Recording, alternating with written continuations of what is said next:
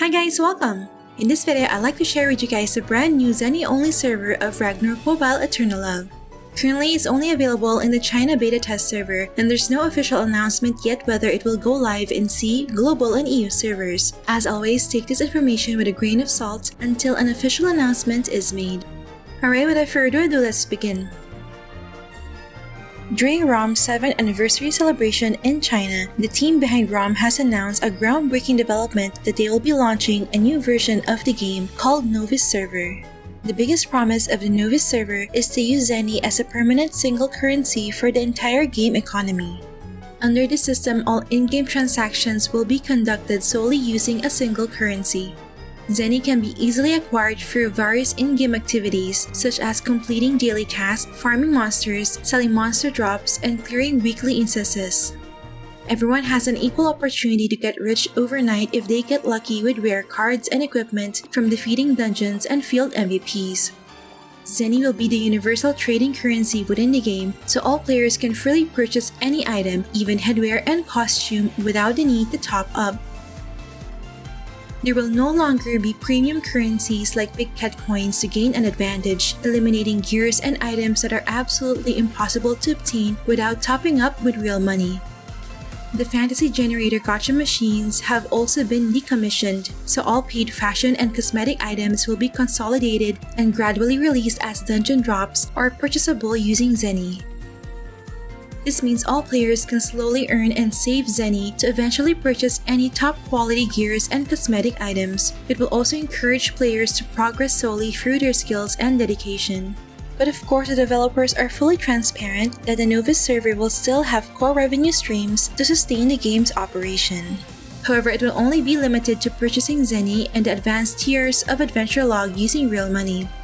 There's no perfect system for game monetization, but I think their plan is commendable as they still need to have revenues for reinvesting into further developing and operating the game.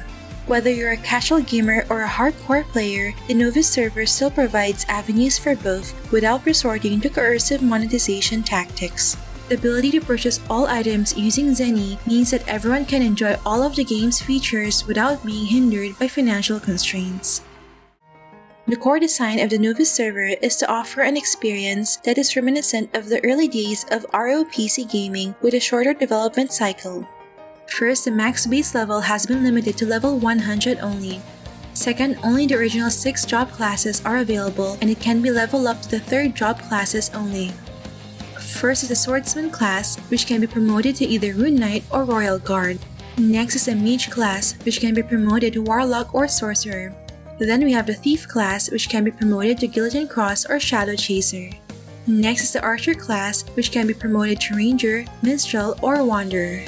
Then we have the Acolyte class, which can be promoted to Archbishop or Shura. And last is the Merchant class, which can be promoted to Mechanic or Genetic. Which of these tier 3 classes do you think will dominate the Novice server? Third, farming will be simpler as the combat duration mechanics has been cancelled and adjusted to combat quantity, limiting the number of monsters killed to a maximum of 10,000 per day. There's also a new system where you can obtain adventure treasure chests for every 500 monsters killed daily. These chests contain a variety of development materials and even has a small chance of obtaining MVP card boxes and plus 12 and plus 15 refined coupons. Farming will no longer be a burden to players' devices since both monthly premium and offline farming card can be obtained for free with the Novice tier of the monthly Adventure Log. You also no longer need to be anxious if you forgot to log in and farm since farming profits will be sent directly via in-game mail the next day. Fourth, the Zeny needed for character progress has been significantly reduced and the prices of materials will be different from the official servers. Some game functions like Kafra teleportation and storage and card swapping will now be free of charge.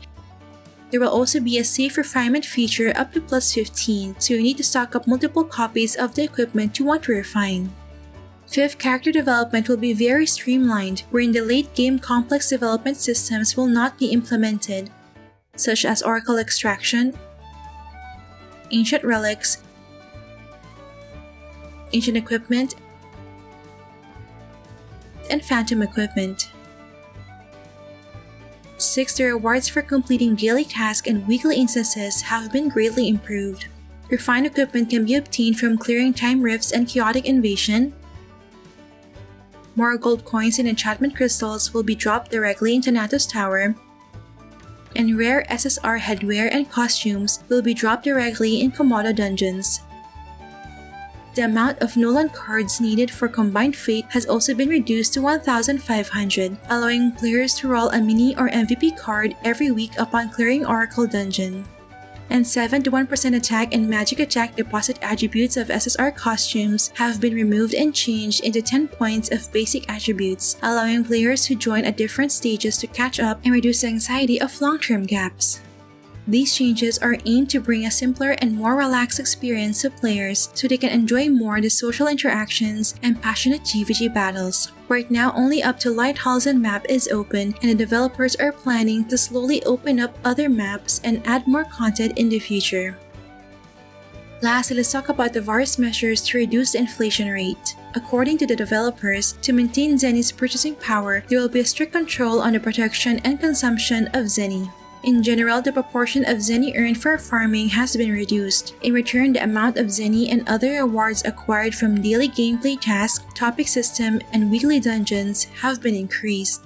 Other measures to regulate Zeny include adjusting the prices of equipment with refining to make the price difference that can be earned less exaggerated, setting limits for materials sold and purchased to prevent long-term hoarding and participation in Zenybus, and rollbacks on transactions related to banned accounts within the past month. Moreover, there will also be a routine crackdown on Zeny-making schemes and illegal transactions that can disrupt the game economy. Players in the official servers shouldn't have anything to worry about, as these Zeny control mechanisms will be implemented in the Novice server only. I'm truly excited for this upcoming Novice server, and I'm hoping that it will come to C, global, and EU servers as well. This groundbreaking introduction of a unified currency system is a breath of fresh air in the MMO gaming landscape, promising fairness for players from all walks of life. I'm truly touched by the ROM development team's sincerity, and I hope that this bold move will set a new standard for MMO gaming. I think that aside from enticing new players, the Novice server can serve as a new yet familiar place for returning players.